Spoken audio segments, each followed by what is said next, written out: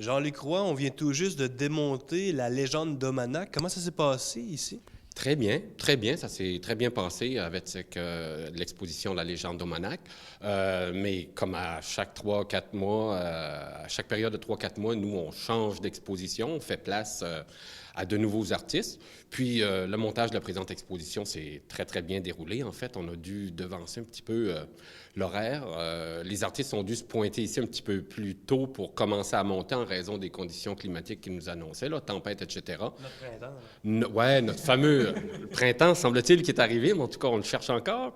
Mais en raison des conditions météo, ils ont dû devancer un petit peu leur arrivée pour qu'on puisse commencer à monter un petit peu plus tôt. Territoire et perception, c'est le thème de cette nouvelle exposition. C'est le titre de l'exposition, Territoire et perception. En fait, c'est une exposition de deux artistes, Élise Dubé de Petite-Vallée et de Marius Jonve, qui lui vient de Gaspé. Deux artistes qui ont uni leur art pour le bien de cette exposition-là. En fait, ces gens-là jouent sur la perception que les gens peuvent avoir du territoire. Et ils vont utiliser pour ça deux modes d'expression. Un, la photographie, et deux, la broderie. Deux modes qui sont en quelque sorte diamétralement opposés, dans le sens où la broderie d'Élise Dubé nous rappelle davantage les courbes d'une carte de topographie. Ça demande un certain code pour le comprendre, ça laisse beaucoup de place à l'imagination, alors que les œuvres photographiques, elles, laissent moins de place à l'imagination. Elles, tu prends une photo d'un paysage, la photo reflète très bien ce qu'il y avait comme paysage. Alors, c'est ces deux modes d'expression-là qui sont jumelés pour les fins de l'exposition et qui nous portent, si vous voulez, à réfléchir sur l'espace qu'on occupe, le territoire qu'on occupe, un peu à savoir quel lien on entretient avec ce territoire-là. Et puis, il y a toute la vision des artistes qu'on peut retrouver à l'intérieur de ces œuvres-là. Est-ce qu'on nous raconte, comme les autres expos, une histoire? Est-ce que ça se suit? Pas du tout. Et si vous remarquerez bien, il n'y a pas une œuvre, que ce soit photo ou broderie, qui est signée par les artistes. Il n'y a aucune explication. Et ça, c'est volontaire. Hein? C'est les artistes qui l'ont vraiment voulu. Ils ont voulu sortir de l'exposition tout ce qui aurait pu distraire le visiteur pour qu'il soit directement en lien avec que ce soit les photos ou les broderies, qui puissent vraiment réfléchir, se retrouvent dans un milieu plus méditatif, si vous voulez, pour apprécier les œuvres.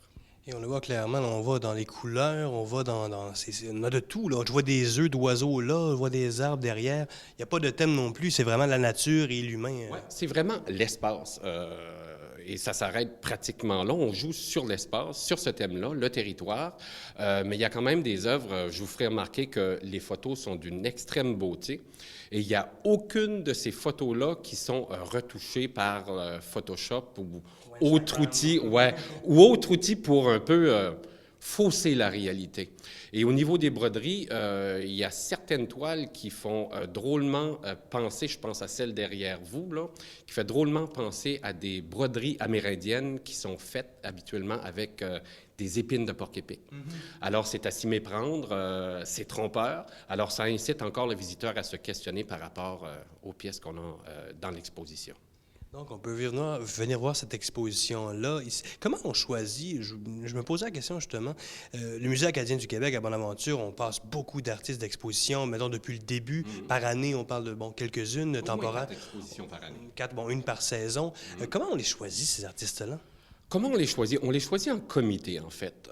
C'est pas nécessairement... on peut dire que c'est le musée qui les choisit, mais il y a un comité de sélection. Habituellement, la personne qui est à l'animation, la personne qui est à la conservation font partie de ce comité-là. Et on s'associe carrément avec des gens, avec des artistes. Par exemple, pour le dernier appel aux artistes qu'on a fait l'hiver passé, on a associé 3 artistes au comité de sélection. Les artistes de la région comme de l'extérieur peuvent déposer leur dossier. Une fois que la période de dépôt est terminée, on prend ces dossiers-là. Ils sont analysés en comité. Puis, la sélection se fait comme ça. Il y a tout un système de pointage selon certains critères qui permettent de déterminer si tel ou tel artiste sera retenu. Mais le pire du casse-tête, moi, je trouve, que, en tout cas, c'est bien personnel ce que je dis là, c'est qu'une fois qu'on les a tous retenus, ces artistes-là, il faut trouver la manière de les caser dans le calendrier ou déterminer la plage. Et ça donne souvent lieu à des déchirements parce que ça arrive à l'occasion qu'on soit contraint des artistes qui ont été sélectionnés, qu'on a laissés de côté pour la simple et bonne raison qu'on n'a pas réussi à s'entendre sur des dates. Bon, ils ne sont pas disponibles telle période ou telle période de l'année. Alors, ça amène des fois des choix déchirants parce que des fois, on a un coup de cœur pour un artiste, mais faute de disponibilité à telle ou telle période, ben, on ne réussit pas nécessairement à s'entendre sur des dates. Ouais, parce que ces artistes-là, bon, si les œuvres ne sont pas ici, c'est qu'ils sont ailleurs, dans un autre Dans établissement. beaucoup de cas, oui. Et pour d'autres artistes, ils vont mettre des expositions sur pied qui sont comme éphémères. Il y a des artistes qui produisent beaucoup, ils ont une exposition, ils vont la garder 1 an et demi, 2 ans. Après ça, non, j'aurai d'autres choses sur le marché ou prêt pour des expositions. Alors, ça crée une certaine circulation, un renouveau, un renouvellement dans ce cas de disponible sur le marché. C'est sûrement très bon pour l'art. Oui. Bon, territoire et perception, jusqu'à quand on peut venir voir ça? Jusqu'au 25 de mai inclusivement. Donc, si on veut réserver, mettons, un autobus, on vous appelle ici directement? Pour les groupes, on demande de préférence de réserver. Groupes scolaires, il y a des gens, des fois, qui veulent venir.